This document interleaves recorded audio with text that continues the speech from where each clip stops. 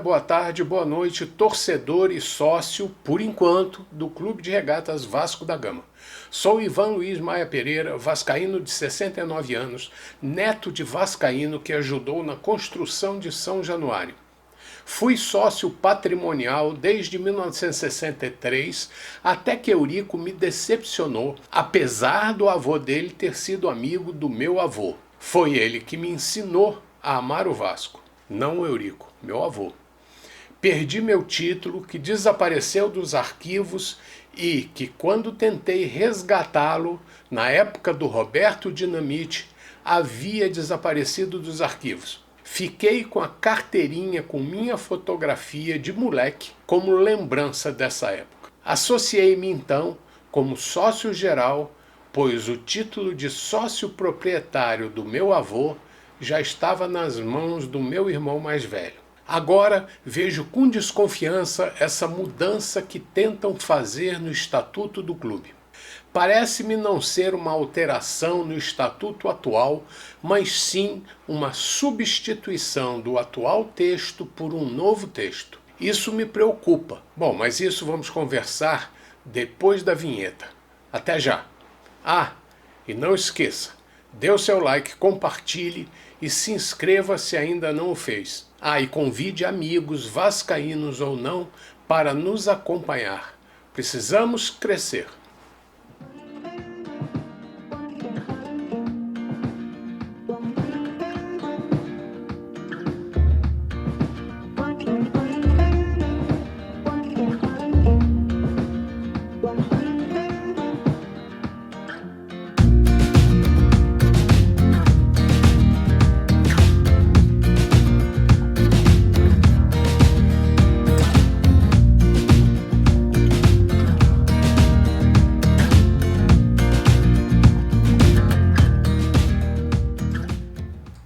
Voltando ao assunto estatuto e eleição, reitero minha preocupação e quero dividi-la com vocês. Vocês vascaínos que não possuem outro interesse a não ser ajudar o clube em troca da satisfação de vê-lo voltar a disputar títulos nas competições que disputa. Ajude-me a entender.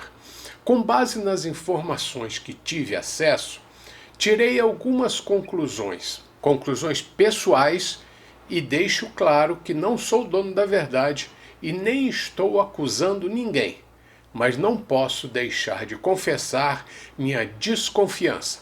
Primeira dúvida: a substituição do estatuto será aprovada somente pelo atual Conselho Deliberativo dia 8 de novembro e ratificado pela subsequente Assembleia de Associados? Esta Assembleia de Associados poderá recusar a aprovação, fazer modificação ou não?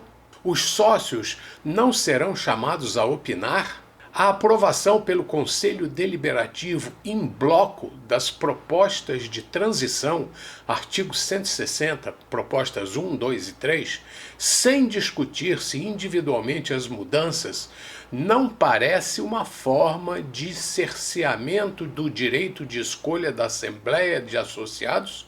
Porque, ao que parece, só será levado à Assembleia de Associados a proposta aprovada pelos conselheiros. Porque a proposta global de alteração do Estatuto não foi divulgada publicamente quando da convocação em 21 de agosto de 2019 para estudo dos associados. E não me venham com desculpas de que foi criada uma comissão para estudar o assunto, etc, etc, etc. Entendo que a participação dos 300 conselheiros na confecção do documento seria impossível, muito menos os milhares de sócios estatutários. Mas eu sou sócio e não conheço o pensamento desses indivíduos que redigiram esse texto. Por isso, não sei se devo confiar neles. Como sempre, as coisas no Vasco são decididas e realizadas de forma nebulosa, fruto de anos e anos de autoritarismo, que parece não querer abandonar a nau vascaína, mesmo após o falecimento do guru siberiano. Uma proposta de acabar com a categoria de sócio geral, após a recente aprovação da redução da taxa de admissão para a categoria em 1º de julho passado, não lhes parece um contrassenso? Parece-me implícito que a extinção da categoria geral, com a possibilidade de migração do sócio geral para sócio patrimonial, acarreta a obrigação de pagar a diferença entre as taxas de admissão das duas categorias, algo em torno de R$ 1.750 a diferença. Quem quiser permanecer como sócio geral poderia continuar na categoria, que não receberia mais adeptos, ou seja, minguaria até que o último sócio remanescente falecesse.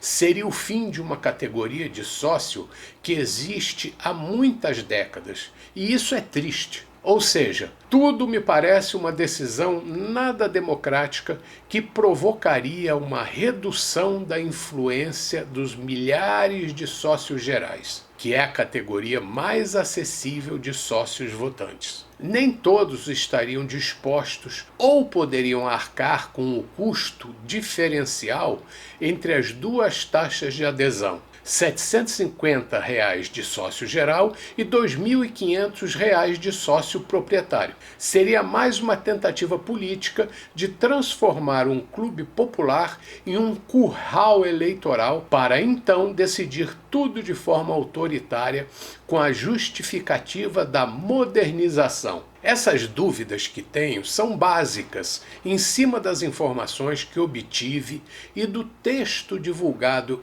em anexo à convocação da reunião de 8 de novembro, sob o pretexto de conhecer, discutir e deliberar sobre a proposta do novo estatuto. Essa convocação está datada de 21 de agosto de 2019 e a reunião está marcada para 8 de novembro de 2019. Foram mais de 2 meses e não tomei conhecimento que as propostas tenham provocado muito interesse entre os conselheiros, e muito menos que tenham sido divulgadas entre os sócios.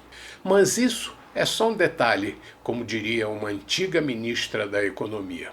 Visualizo mais uma tragédia no horizonte do Vasco.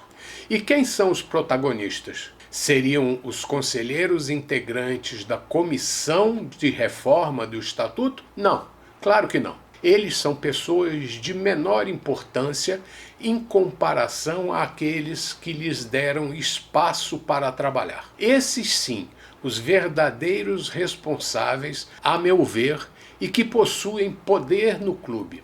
Um é o presidente do Conselho Deliberativo, político de partido de esquerda, pelo qual foi eleito vereador em 2008. Foi presidente da torcida organizada Força Jovem de 1983 a 1991 e em 1993. Outro é o presidente do Conselho Fiscal, também político de partido de esquerda, 2 vezes deputado federal de 1987 a 1991 na Constituinte e de 2007 a 2011. Também o primeiro vice-presidente Eloy Ferreira de Araújo foi ministro no governo de Lula, com passagem por partidos de esquerda.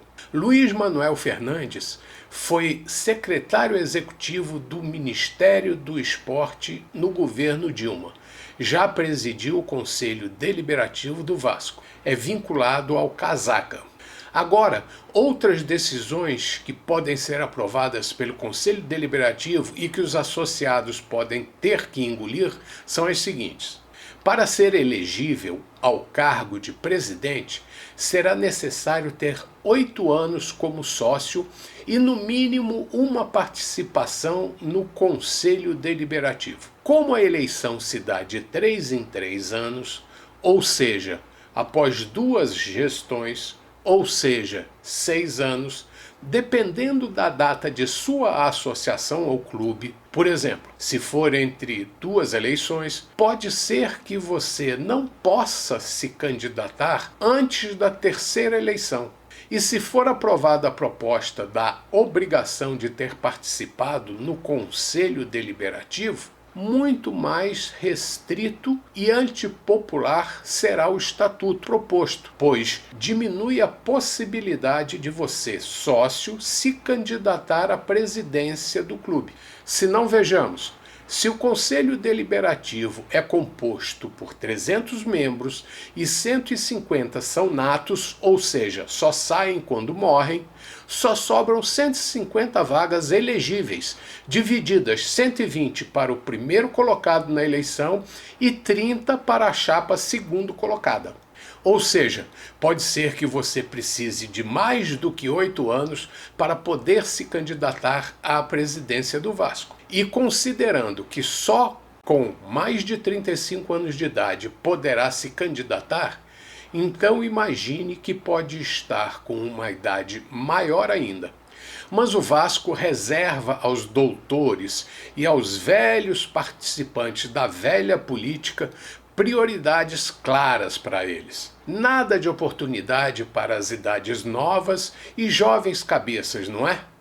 Outra proposta restritiva é aquela que exige que, para votar, o sócio precisa ter cumprido uma carência de 3 anos como sócio. Ora, se o associado comprar seu título logo após uma determinada eleição, logicamente não terá 3 anos como sócio na data da próxima eleição. Ou seja, pode ser que só possa votar após um prazo de carência de mais de 3 anos e até quase 6 anos como sócio. É um absurdo e não incentiva a associação estatutária.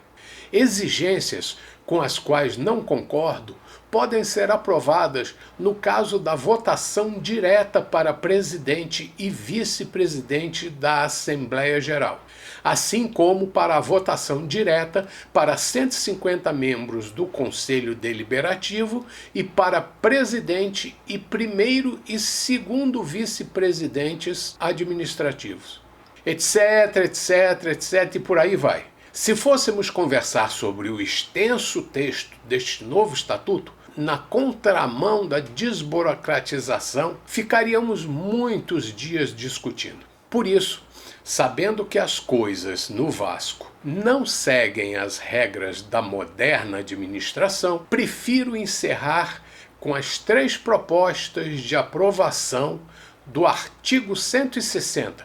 Imagine, 160 artigos com diversos parágrafos e milhares de itens. E dizem que isso é modernização. Eu prefiro dizer que é mais do mesmo, indo na contramão da simplificação que tanto o povo exige. Mas vejamos as propostas do artigo 160. Proposta número 1.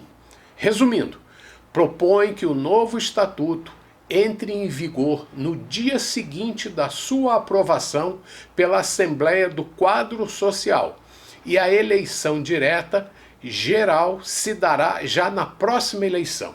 Vamos para a proposta número 2. Proposta 2. Resumindo, o novo estatuto entraria em vigor na mesma data da proposta número 1, com a ressalva de que os eleitores deverão ter 1 ano de associação e os candidatos elegíveis deverão ter 5 anos de associação.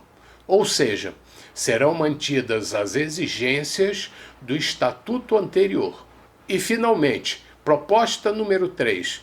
Resumindo, o novo estatuto entra em vigor na mesma data das propostas número 1 e 2, com a ressalva de que para a eleição de 2020 serão mantidas as mesmas regras do estatuto anterior, inclusive quanto à eleição indireta, ou seja, o sócio escolhe, mas o conselho ratifica ou não a escolha das urnas.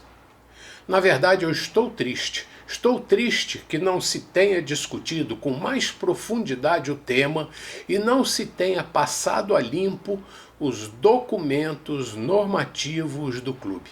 Tudo me parece mais uma tentativa de passar mel nas nossas bocas, ao invés de simplificar, desburocratizar e modernizar o clube. Assim, no meu entender, continuaremos no século passado e eu continuo sonhando com a entrada do Vasco no século XXI.